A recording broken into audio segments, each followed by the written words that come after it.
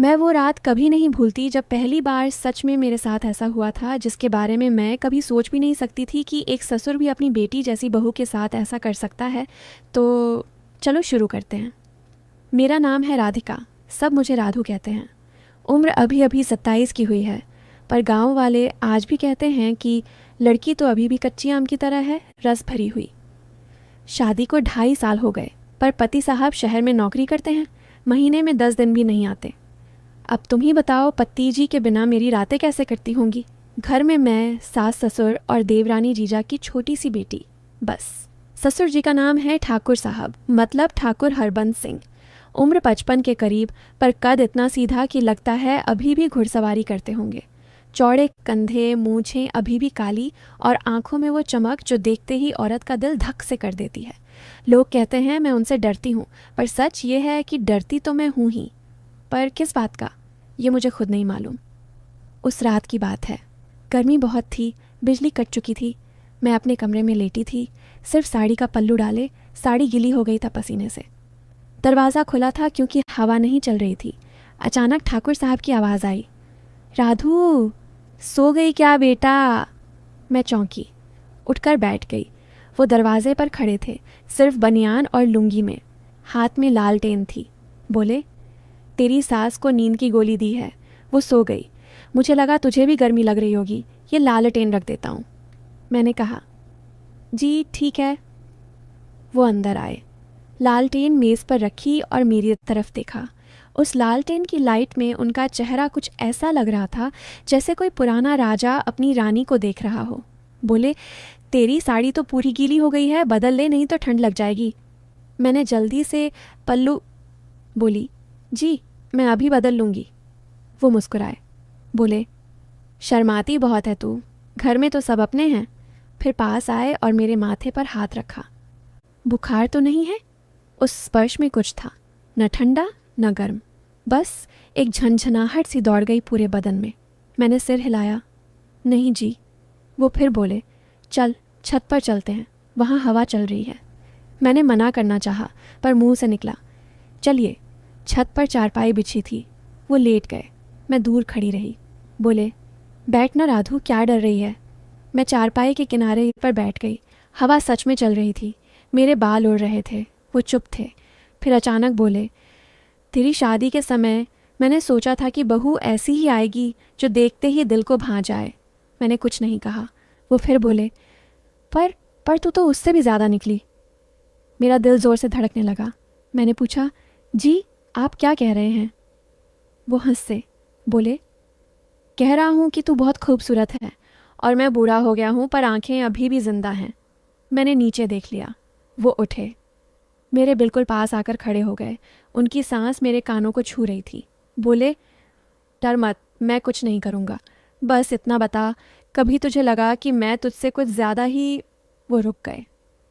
मैंने सिर उठाया। उनकी आंखों में कुछ था जो मैं पढ़ नहीं पाई। मैंने धीरे से कहा, जी मुझे कभी कभी लगता है। वो मुस्कुराए, बोले, लगता है ना, अच्छा है, लगना चाहिए। फिर पीछे हट गए। बोले, सो जा अब, मैं जा रहा हूँ, और चले गए। उसके बाद से कुछ अजीब सा हो गया। वो जब भी मुझे देखते आंखों में कुछ कहते, पर मुंह से कुछ और। मैं भी उनसे नज़रें मिलाती, फिर शर्म से झुक जाती। एक दिन सुबह सुबह मैं नहा कर निकली। बाल गीले थे, साड़ी हल्की गुलाबी। वो आंगन में बैठे चाय पी रहे थे। मुझे देखते ही बोले, आज तो कोई परी उतर आई है। मैं हंस दी, बोली, जी आप भी ना। वो बोले, आ जा मेरे पास बैठ, बाल पोंछ दूँ। मैं चौंकी, पर चली गई। उनके पास बैठ गई। वो सच में तौलिया ले आए और मेरे बाल पोंछने लगे, बहुत धीरे धीरे। उंगलियां कभी कभी गाल पर छू जाती। मैं चुप थी, वो भी, बस सांसों की आवाज़। फिर अचानक सास जी की आवाज़ आई, हरबंस सिंह कहाँ हो? वो तौलिया मेरे हाथ में थमाकर चले गए। ऐसे ही दिन बीतने लगे। कभी वो मेरे कमरे में आते, किताब दिखाने के बहाने, कभी मैं उनके कमरे में चाय ले जाती। हर बार कुछ होने वाला सा लगता, हर बार कुछ होने से पहले ही रुक जाता। एक रात फिर बिजली गई। इस बार मैं उनके कमरे में थी।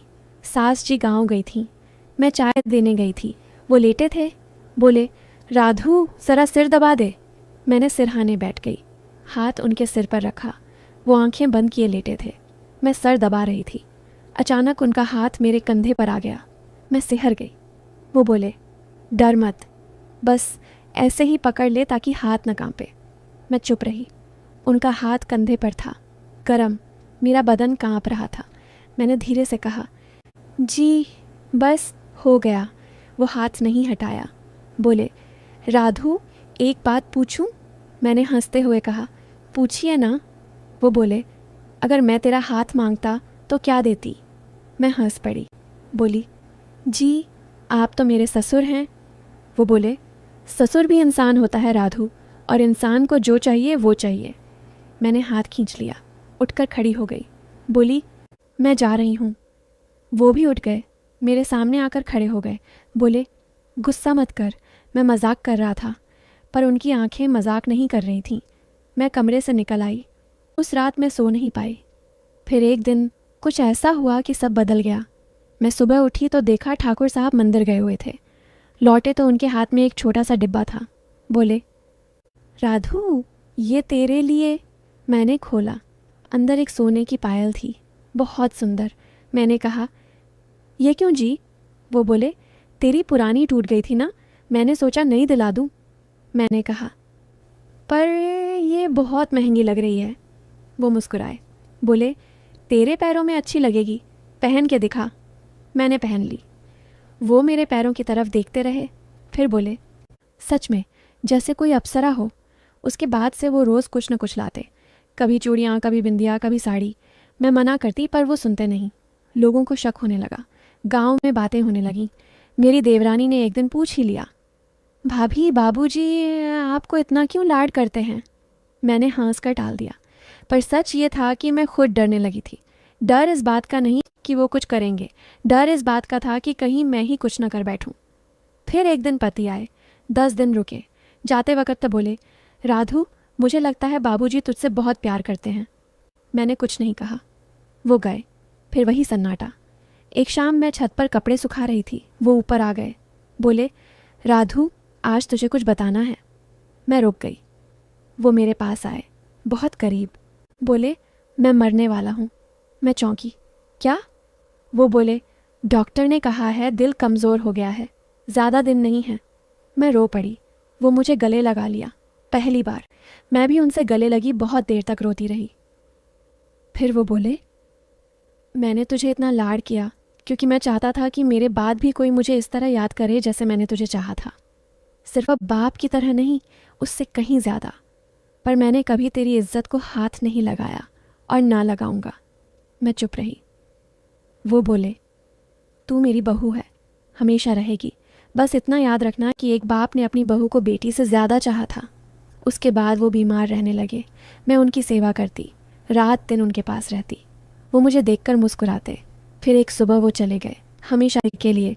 उनके कमरे में एक चिट्ठी मिली, मुझसे लिखी, राधु तूने जो प्यार मुझे दिया वो किसी बाप को अपनी बेटी से भी नहीं मिलता।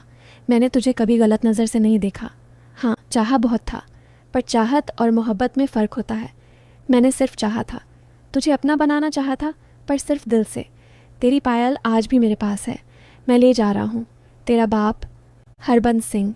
मैं आज भी उस पायल को देखती हूँ और रोती हूँ और हंसती भी हूँ, क्योंकि मुझे पता है दुनिया ने जो सोचा वो गलत था, और जो सच था वो सिर्फ हम दोनों जानते थे। बस यही है मेरी कहानी। बस